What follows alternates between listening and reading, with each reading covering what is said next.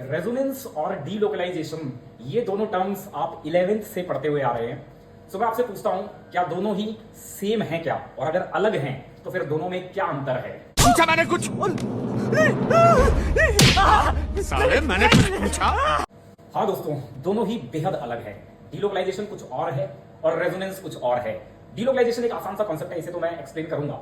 पहले अपन रेजोनेंस के बारे में समझते हैं और रेजोनेंस को मैं एक एनालॉजी से आपको एक्सप्लेन करता हूं। रेजोनेंस का मतलब दरअसल होता ही है कि दुनिया में जो स्पीसीज एग्जिस्ट कर रही है, यहां पर रेजोनेटिंग रेजोनेंस हाइब्रिड एग्जिस्ट करता है। ये तो एग्जिस्ट ही नहीं करते, ये तो होते ही नहीं है। तो दुनिया में जो स्पीसीज एग्जिस्ट कर रही है, इस रेजोनेंस हाइब्रिड के फीचर्स को अगर अपने को बेहतर समझना है, इसके रिएक्शंस को, इसकी रिएक्टिविटी को, इसकी स्टेबिलिटी को अगर अपने को बेहतर समझना है, तो हम क्या करते हैं? हम सिंप्लीफाइड स्ट्रक्चर्स ड्रॉ कर लेते हैं। तो रेजोनेंस का क्या मतलब हुआ?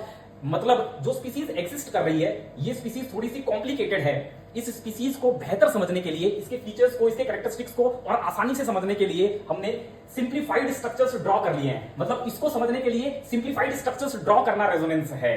आपको भाई मेरी बात समझ में? एनालॉजी सिंपल ये है, राइनोसोर्स दुनिया में एग्जिस्ट करते हैं। राइनोसोर्स ये हो गया, ये एग्जिस्ट करता है, इट इज राइनोसोर्स, राइनो।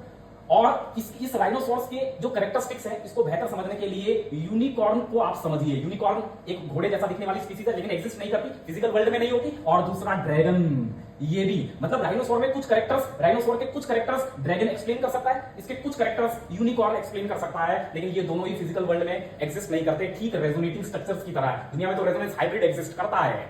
समझ गए आप मेरी बात? तो सिंपली क्या है, मतलब रेजोनेटिंग स्ट्रक्चर्स जो है ना, ये बहुत आसानी से इस रेजोनेंस हाइब्रिड के फीचर्स को एक्सप्लेन कर ले जा रहे हैं। मतलब ये हमने अपनी सुविधा के लिए ये दोनों ड्रॉ किए हैं, ये फिजिकल वर्ल्ड में एग्जिस्ट नहीं करते। इसके स्ट्रक्चर, इसके कैरेक्टरिस्टिक्स, इसकी रिएक्टिविटी को बेहतर समझने के लिए, रेजोनेंस हाइब्रिड को गजब का समझने के लिए हमने जो स्ट्रक्चर, सिंप्लीफाइड स्ट्रक्चर्स ड्रॉ किए ना, हम ये जो प्रोसेस कर रहे हैं ना, ये जो प्रोसेस कर रहे हैं, इस प्रोसेस को ही आप रेजोनेंस बोलते हैं। आया होगा आपको समझ में?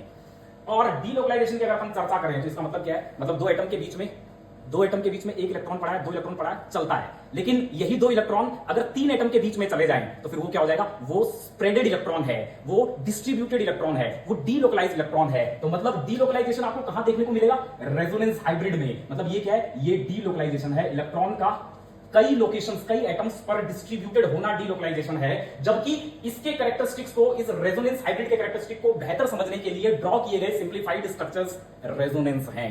दोनों अलग अलग हैं।